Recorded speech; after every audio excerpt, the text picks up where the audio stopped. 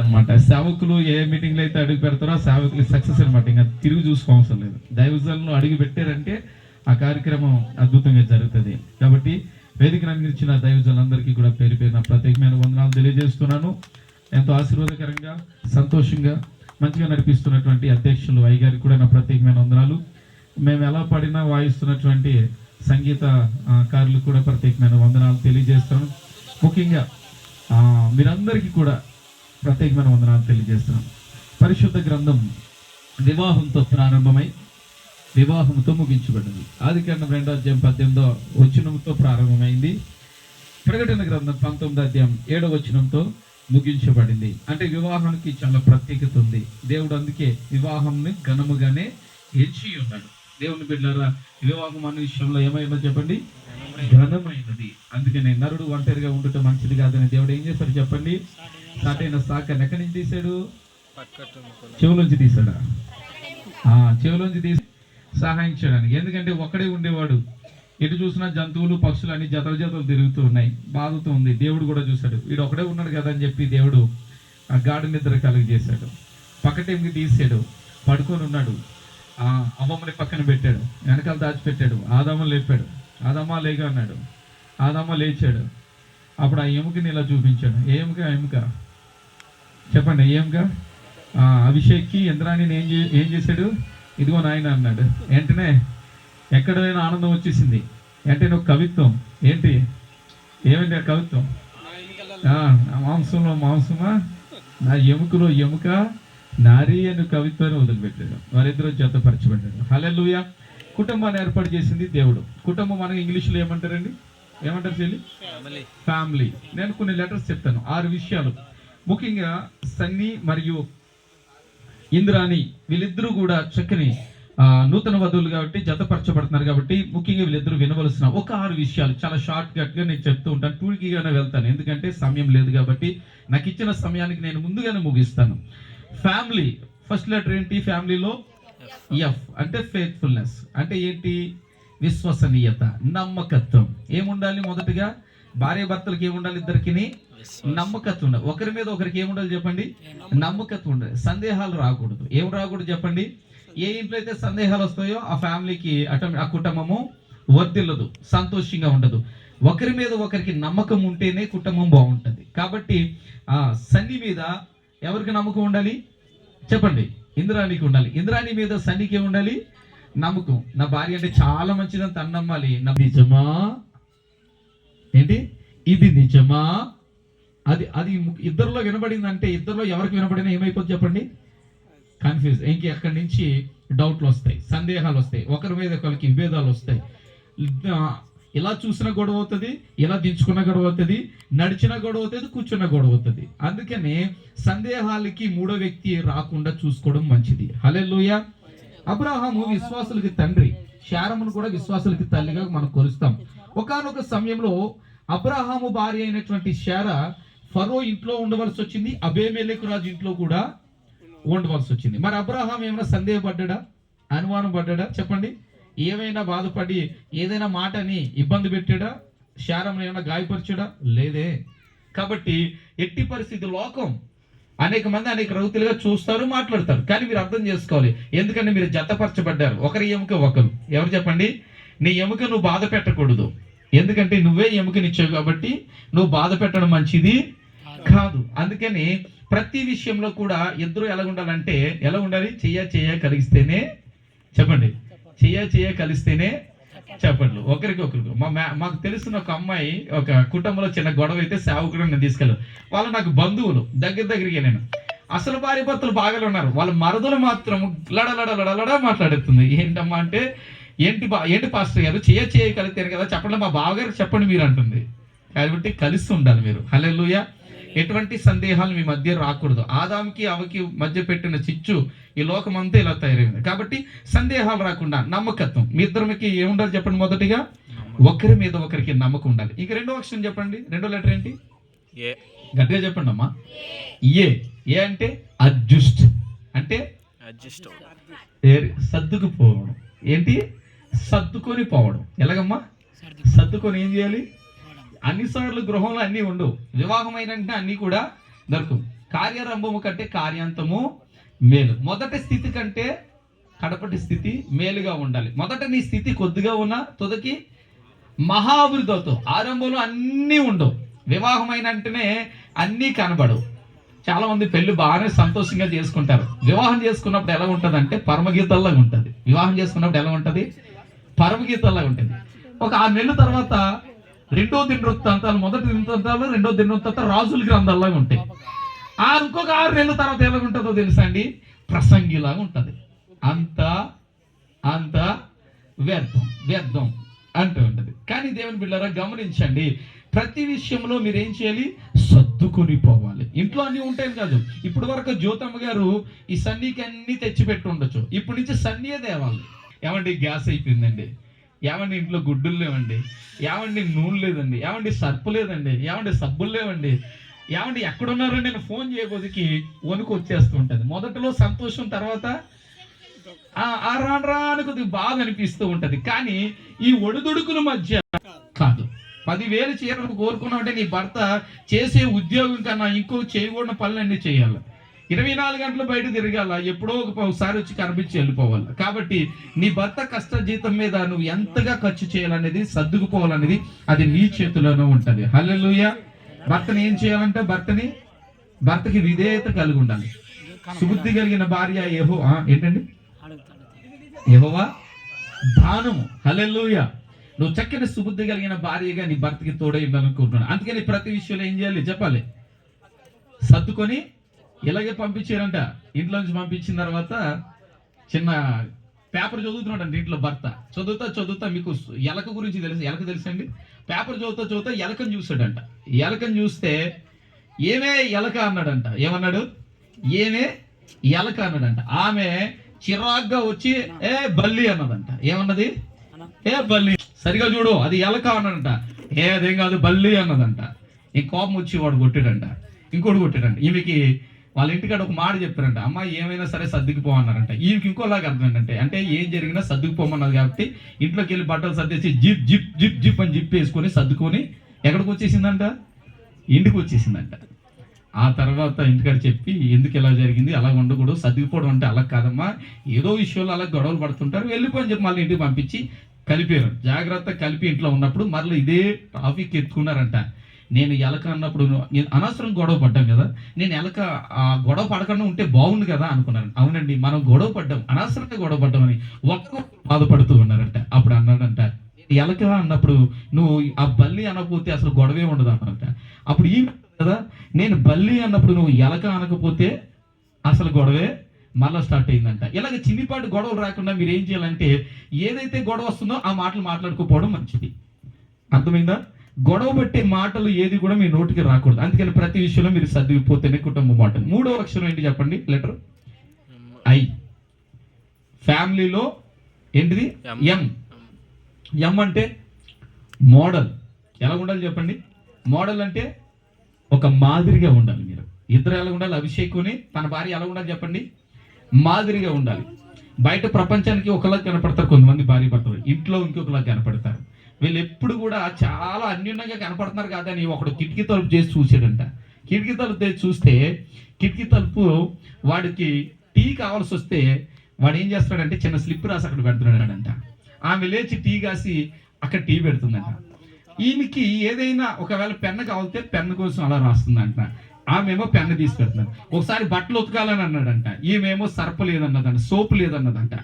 ఇలాగా వీళ్ళ పని ఏంటిదంటే ఈయన అడిగినవన్నీ కూడా లెటర్లో రాయడము, ఆమె కూడా లెటర్లోనే ఆన్సర్ చేయడం. ఒకరోజు ఇంటర్వ్యూ ఉందంట, ఉదయాన్నే జాబు, మామూలుగా ప్రమోషన్కి వెళ్ళాలి, ఉదయం 6 గంటలకల్లా అటెండ్ అవ్వాలి. అయితే ఆయన అన్నాడంట, నాకు తెల్లవారుజామున 5 గంటలకల్లా లేపని చెప్పి లెటర్ పెట్టాడంట. లేపని పెడితే ఆమె లెటర్ పెట్టాడు. సరే లేపుతానికి కూడా ఆమె లెటర్ పెట్టింది. 5 అయింది. ఈమె ఏం చేసింది? 5 గంటలకి ఇదిగో 5 అయింది లే అని చెప్పి లెటర్ పెట్టిందంట. అక్కడ 5 అయింది లేని లెటర్ పెట్టిందంట. 6 అయింది లేని లెటర్ పెట్టిందంట. 7 అయింది లేని లెటర్ పెట్టిందంట. ఈలోగా 7:30కి తెలివి వచ్చిందంట. ఎవరికి? ఈయన గారికి. 7:30కి తెలివి వచ్చి చూసుకుంటే అక్కడ ఏముంది? అడుగుతున్నాడు, ఏం నన్ను 5 గంటలు లేవమని చెప్పాను కదా, ఎందుకు లేపలేదని కోప్పడ్డాడంట. నేను 5 గంటలకు అక్కడ లెటర్ పెట్టాను చూసుకున్నదంట. ఎప్పుడు? 5 గంటలకి నేను లెటర్ పెట్టాను చూసుకున్నదంట. దేవుని బిడ్డలారా గమనించండి, వీరికి ఉన్నటువంటి ఎలాగైతే మోడల్గా ఉంటారా, మోడల్గా ఉండరు, ఒక మాదిరిగా ఉండాలి. మీరు ఎలా ఉండాలి చెప్పండి? ఇస్సాకు రెబెకాను చూడండి, వాళ్ళిద్దరికి ఉన్న అన్యోన్య దాంపత్య జీవితము సంతోషిస్తుంది. బాబు ఇది బ్యాటరీ అయిపోయినట్టు చూడండి ఒకసారి, ఇందాక నుంచి కొట్టుకుంటుంది తమ్ముడు. ఇస్సాకు రెబెకా వాళ్ళ తండ్రి తన భర్త వేసిన విత్తనాలు 100 ఫలించడానికి భార్య సపోర్ట్ ఉంది. హల్లెలూయా. మీరు 100 ఫలించాలి, అనేకులకి మీరు మాదిరిగా ఉండాలి, ఒక మార్గదర్శకులుగా ఉండాలి. ఎందుకంటే పౌలు ఏథెన్సు దాటి కొరింథీ ప్రాంతాలకు వచ్చినప్పుడు అక్కడ ఎవరిది అక్కులా ప్రిస్కిలా వీళ్ళు ఆదరించి చక్కగా వారిని దైవజనులను ఆదరించి సంతోషంగా వారిని చూసుకోవడం జరిగింది. మీరు ఒక మాదిరిగా ఈ ప్రాంతానికి ఒక మాదిరిగా మీరు కనబడాలి. కాబట్టి ఒక మోడల్గా మీరు ఉండాలని నేను కోరుకుంటాను. ఇంకొక అక్షరం ఉందండి, FAM. ఫ్యామిలీలో ఇంకొక అక్షరం ఏంటి? ఇంకొక 3 ఉన్నాయి. I అంటే ఇన్వెస్ట్మెంట్, అంటే పెట్టుబడి. ఏం పెట్టాలి? వ్యాపారంలో ఏం పెడతారు? పెట్టుబడి పెడతారు. ప్రతిదానికి వ్యాపారం చేయాలంటే ఏం చేయాలి చెప్పండి? పెట్టుబడి పెడతారు. మరి ఇన్వెస్ట్మెంట్ మీరు ఏం పెట్టుబడి పెట్టాలి? నీ రాబడంతటిలో ప్రథమ ఫలమును ఎవరికి ఇవ్వాలి చెప్పండి? ఎవరికి ఇవ్వాలి చెప్పండి? దేవునికి ఇవ్వాలి. మీ కష్టజీతం మొదటిగా తీసి ఎవరికి ఇవ్వాలి చెప్పండి? ఎందులో అయినా సరే మొదటి ప్రథమ ఫలము దేవుని. ఇది అలవాటు చేసుకోండి. చాలా మంది అలవాటు తప్పిపోతున్నారు. ఖచ్చితంగా ఇది అలవాటు చేసుకోవాలి.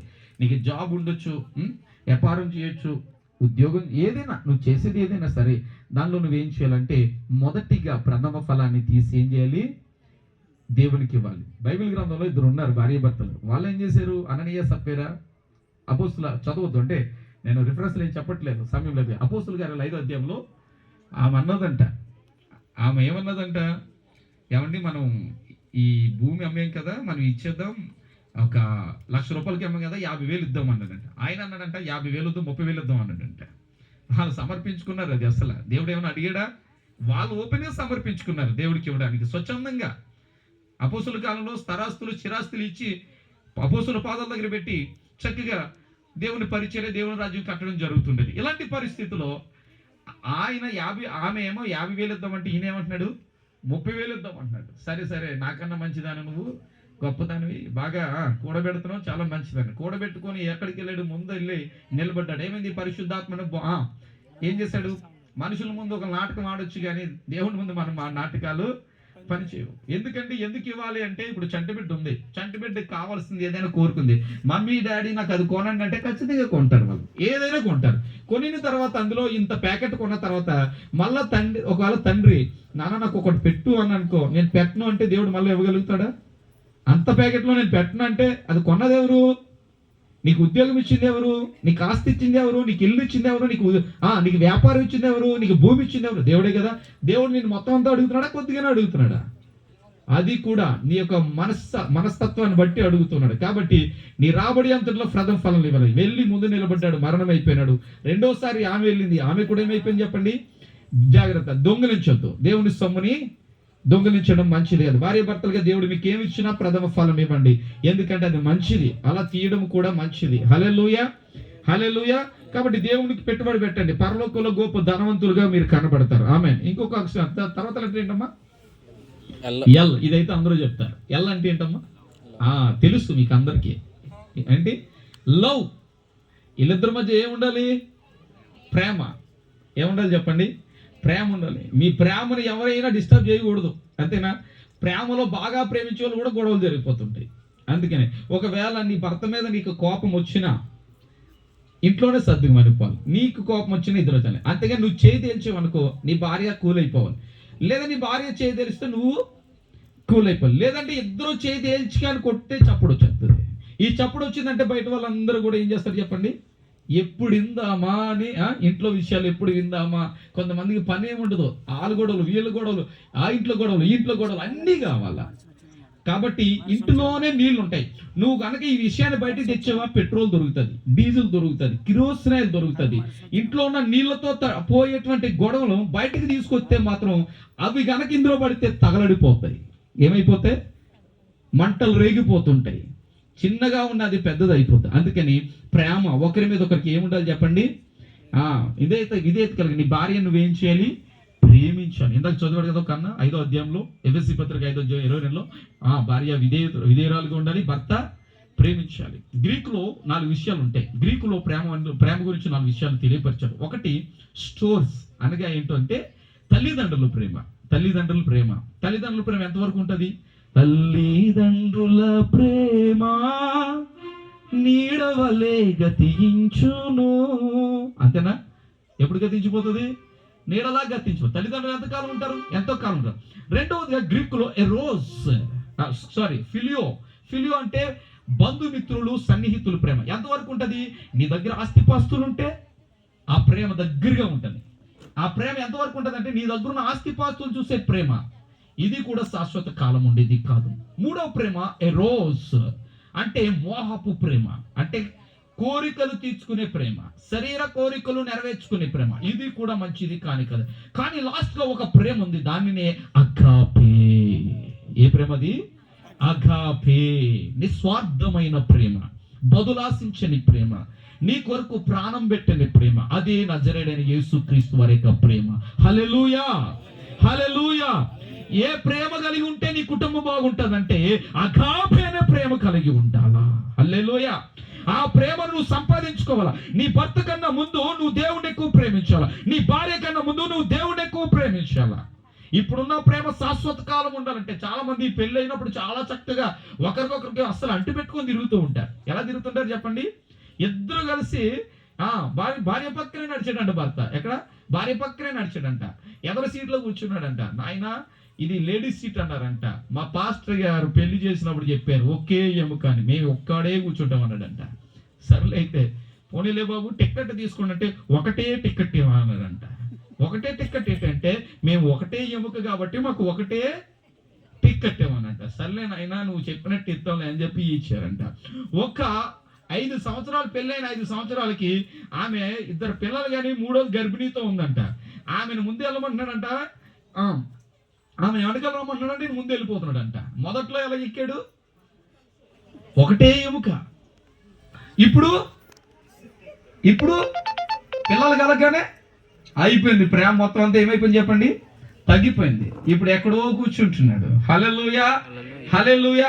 ప్రేమ ఎప్పుడు ఒకేలాగా ఉండాలి. ప్రేమ ఎప్పుడు కూడా భార్య మీద ప్రేమ ఎప్పుడు ఒకేలాగా ఉండాలి. చివరి వరకు ఒకేలాగా ఉండాలి. అటువంటి ప్రేమ కలిగి మీరు జీవించాలి. ఇంకా చివరిగా ఇంకొక అక్షరం ఉంది, వై అంటే యోక్, అనగా కాడి.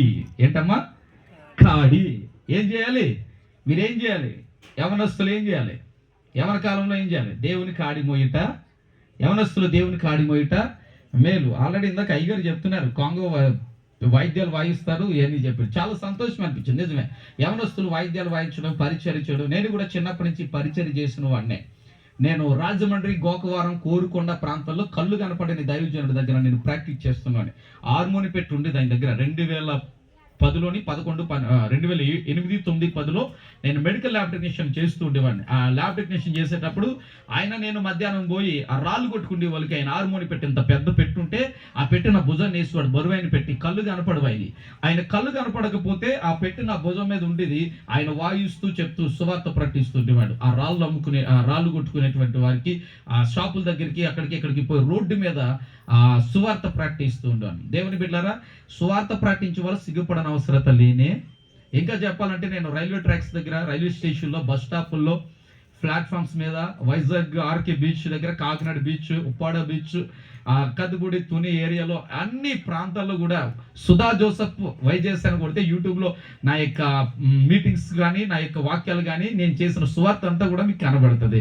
నేను ఇవన్నీ ఎందుకు చెప్తానంటే యవనస్తులు దేవుని గాడిమోయుట మేలు. యవన కాలంలో దేవుని పని చేయటం మేలు. ఎందుకంటే యవనస్తులుగా ఉన్నప్పుడే చేయగలుగుతాం. వయసు దాటి